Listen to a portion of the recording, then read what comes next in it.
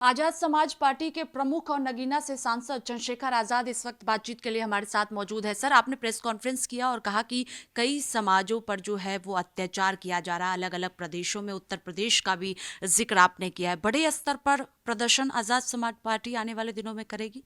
10 तारीख को इस सामाजिक, आर्थिक, धार्मिक अन्याय के खिलाफ जो दलितों, आदिवासियों, पिछड़ों, मुसलमानों, सिखों, जैनों, बुद्धिस्टों पे, ईसाइयों पे किया जा रहा है, इसके खिलाफ सभी प्रदेश मुख्यालयों पे आज़ाद समाज पार्टी भीम आर्मी के नेतृत्व में महामहिम राष्ट्रपति जी के नाम जो है राज्यपाल महोदय को ज्ञापन देकर जो है, और जितनी भी घटनाएं प्रदेशों में हो रही हैं पिछले हाल 1 डेढ़ महीने के अंदर की, उन सब से अवगत जो है वहाँ के लेटर भेज के डीजीपी और चीफ सेक्रेटरी को अवगत कराया जाएगा कि इस अन्याय को क्यों नहीं रोका जा रहा है, कानून व्यवस्था क्यों नहीं अच्छी की जा रही है। और क्योंकि भारत धर्मनिरपेक्ष राष्ट्र है, धर्मनिरपेक्ष राष्ट्र में अन्य धर्मों की धार्मिक आस्था का सम्मान क्यों नहीं किया जा रहा है, ये सारे सवाल जो है इसका जवाब महामहिम राष्ट्रपति जी के जरिए हम उम्मीद करेंगे कि वो सरकारों से पूछे और सरकारें जवाब दें, क्योंकि हमें लोकतांत्रिक प्रक्रिया और संवैधानिक प्रक्रिया दोनों का सम्मान करते हुए अपनी बात को रखना है। कई नेता कार्यकर्ता आपके हैं, आज अलग अलग प्रदेशों में, उत्तर प्रदेश की बात कर रही हूँ, प्रदर्शन किया गया है, ज्ञापन भी दिया गया आज, और राष्ट्रपति शासन की भी मांग कर रहे हैं। क्या आप समर्थन कर रहे हैं? नहीं, वो हमारी ही तो देख रेख में हो रहा है भाई। जब उत्तर प्रदेश में कानून व्यवस्था नहीं संभल रही, मैंने इतनी सारी घटनाओं का जो है पूरा जो है ब्यौरा ऑन रिकॉर्ड दिया है कि SC ST OBC के और मुस्लिम समाज पे जिस तरह का अन्याय हो रहा है, ये सब ये घटनाएं हैं जो हुई, मध्य प्रदेश में हुई, राजस्थान में हुई, छत्तीसगढ़ में हुई, झारखंड में हुई, महाराष्ट्र में हुई, बिहार में हुई, और उत्तर प्रदेश में, हरियाणा में, हरियाणा के बाद उत्तर प्रदेश में तो सबसे ज़्यादा हुई।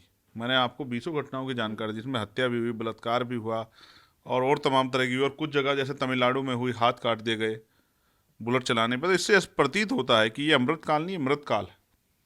जिन लोगों के लिए अमृतकाल हो उनके लिए हो सकता है, SC ST OBC के लिए तो ये, माइनॉरिटी के लिए तो ये मृतकाल है कि उनकी ना उनको जीते जी सम्मान मिल रहा है, ना मरने के बाद सम्मान मिल रहा है। इससे हटकर एक सवाल है कि आपने भी देखा होगा, बसपा प्रमुख मायावती ने पहले आकाश आनंद को जिम्मेदारी दी थी, लोकसभा चुनाव में वो प्रचार करते हुए भी नजर आए थे।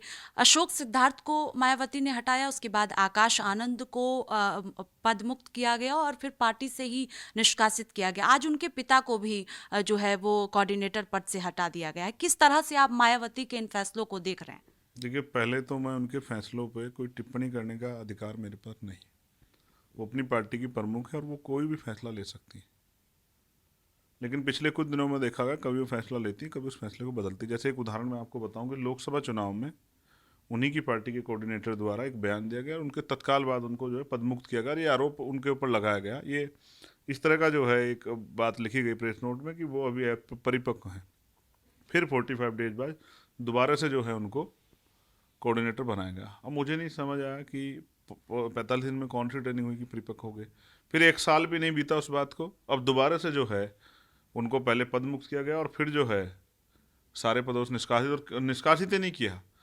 एक इस तरह का आरोप, जैसे घर की बात, परिवार की बात प्रेस नोट में लिखी गई कि उसकी पत्नी और ये सब चीज़ें। हालांकि इन चीज़ों पर मैं चर्चा नहीं करना चाहता, लेकिन अब ये पब्लिक डोमेन में आ गई और ये होनी भी नहीं चाहिए थी। हालांकि वो बड़ी नेता हैं, बहुत समझदार हैं, उन्होंने क्या किया क्यों किया उनको बेहतर पता होगा। लेकिन फिर जो है इस बार आपने उसको अहंकारी, स्वार्थी और तमाम तरह के शब्दों से नवाजा, तो मुझे नहीं समझ आ रहा है कि बहन जी क्या कर रही है। लेकिन बहन जी अपनी पार्टी में सुप्रीम है, वो जो भी चाहे निर्णय ले सकती है, मैं इसमें क्या आपको करूँ। लगता है कि अब उत्तर प्रदेश में बसपा टूट की कगार पर है, क्योंकि जिस तरह से पारिवारिक कलह सामने आ चुका है? देखिए, मैं इस पर ज़्यादा नहीं कहना चाहता, उनके पार्टी के निर्णय और उनको वो क्यों ऐसा कर रहे हैं और क्या करना चाहते हैं उनको पता होगा। आज़ाद समाज पार्टी तेज़ी से बहुजन समाज में जो है उनका विकल्प और उनके लिए जो है एक अच्छा प्लेटफार्म बनने, क्योंकि बहुजन समाज के हर मुद्दों पर आज़ाद समाज पार्टी, चाहे 49 शिक्षक भर्ती का मामला हो, चाहे पुलिस भर्ती पे जो है जो फ्रॉड हुआ उसका मामला हो, या जुल्म जाति अत्याचार हो, सब पे जो है आज़ाद समाज पार्टी के लोग सड़कों पर रहते हैं। चाहे पंचायत सहायक हों, चाहे ग्राम रोजगार सेवक हों, चाहे आशा आंगनबाड़ी भोजन माता हो, चाहे जो है होमगार्ड के जवान हो, पुलिस के जवान हो, या बेरोजगार नौजवान हो, किसान हो, सबके मामलों पर आज़ाद समाज पार्टी के लोग आंदोलन भी करते हैं, मूवमेंट भी चलाते हैं, संघर्ष भी करते हैं, लोगों को जागरूक भी करते हैं, और जनता का आशीर्वाद भी उनको मिल रहा है। आप चाहते हैं कि आकाश आनंद इधर आ जाए? देखिए, मैं क्या चाहता हूँ इससे कोई फ़र्क नहीं पड़ता है, वो क्या चाहते हैं इससे फ़र्क पड़ता है। मैं तो कोशिश कर रहा हूँ कि आज़ाद समाज पार्टी तेज़ी से आगे बढ़े और इसके जरिए जो है हम लोग राजनीतिक शक्ति प्राप्त करके सामाजिक परिवर्तन के आंदोलन को आगे बढ़ाएं और जो गरीब हक वंचित समाज है उनको मुख्य धारा में लेकर आर्थिक सशक्तिकरण भी उनका करें, महिलाओं के सम्मान सुरक्षा का सुनिश्चित करें और एक जो है न्यायप्रिय जो है शासन व्यवस्था चलाएं। सब लोगों को आगे बढ़ने के अवसर मिलें, अच्छी एजुकेशन, अच्छी जो हेल्थ सिस्टम बने और न्याय हो और कानून व्यवस्था इतनी अच्छी हो कि बहन बेटियां सम्मान से जी सकें, लोगों के साथ हिंसा ना हो। हम तो अपनी इस आइडियोलॉजी पे काम कर रहे हैं और हम लोग काम करते रहेंगे। आखिरी सवाल है कि उत्तर प्रदेश में विधानसभा का सत्र चल रहा है। विधान परिषद में मुख्यमंत्री ने अबू आजमी को लेकर बयान दिया। अबू आजमी का बयान आपने सुना होगा, औरंगजेब को लेकर जो उन्होंने बयान दिया था। मुख्यमंत्री कह रहे हैं कि या तो समाजवादी पार्टी निष्कासित करे उन्हें या माफी मांगे या फिर अबू आजमी को उत्तर प्रदेश ले आए। उत्तर प्रदेश जानता है उपचार किस तरह से करना। मुख्यमंत्री चुनाव प्रचार में महाराज जा उनकी वहाँ सरकार है, काहे को बेकार में यहाँ जो है किसी का नाम लेकर उस तरह की बातें कर रहे हैं। वहाँ की सरकार कहीं उन पर कार्रवाई कर दे, काहे को ये सब चीज़ें कर रहे हैं। देखो मैं फिर आपसे कहता हूँ, जब आरोपी मुस्लिम समाज का हो या कि कोई मुस्लिम समाज के विषय में बात हो तो मुख्यमंत्री जी बहुत दम भरते हैं। वहीं जो है आरोपी अगर स्वजातीय हो तो उसको पूरी छूट मिलती है या उसका संरक्षण होता है, ये हमने देखा है। मुख्यमंत्री जी के विषय में मैं इतना ही कहूँगा कि मुख्यमंत्री जी को उत्तर प्रदेश की जनता के बारे में ध्यान चाहिए। यहाँ तो कानून व्यवस्था अच्छा नहीं कर पा रहे। मथुरा में क्या हुआ, राधे श्याम बघेल की जो है लटका के हत्या कर दी गई, लोगों पे गोली चला दी गई, बारात रोक ली गई। मेरठ में जो है गुंडों ने बारात में हमला कर दिया। शामली में, जलालाबाद में जो है बारात रोक दी गई।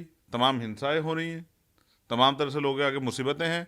जालौन में एक टीचर को जो है मार दिया गया है, तो आप उसकी तो सुनवाई नहीं करें। आप इस पर भी बोलो कि आपने जो है एक पटेल जो है समाज की बेटी मध्य प्रदेश की जो वाचक थी, जो आप ही का कार्यक्रम को आगे बढ़ा रही थी, आपके एजेंडे को, उसको भी जब जाति की वजह से आप कथा नहीं करने दे रहे हो, इसके बारे में भी उनको बोलना चाहिए और उनको जाना चाहिए उन तमाम दलित परिवारों के पास, पिछड़े वर्ग के परिवारों के पास जिनका अन्याय हुआ, उनसे माफ़ी मांगनी चाहिए कि मैं अपनी सरकार में आपको जो है संरक्षण नहीं दे पा रहा हूँ, मैं कानून व्यवस्था अच्छी नहीं कर पा रहा हूँ, आपके बच्चों को रोजगार नहीं दे, उनको क्षमा याचना करनी चाहिए उन परिवारों से। तो ये तो नहीं कर पाए मुख्यमंत्री। क्या बात करते हैं मुख्यमंत्री इधर की। महाराष्ट्र को छोड़ के पहले उत्तर प्रदेश का ध्यान दें तो बहुत अच्छा होगा। बहुत शुक्रिया बातचीत के लिए। कैमरा पर्सन सचिन के साथ स्वाति पाठक, भारत समाचार, दिल्ली।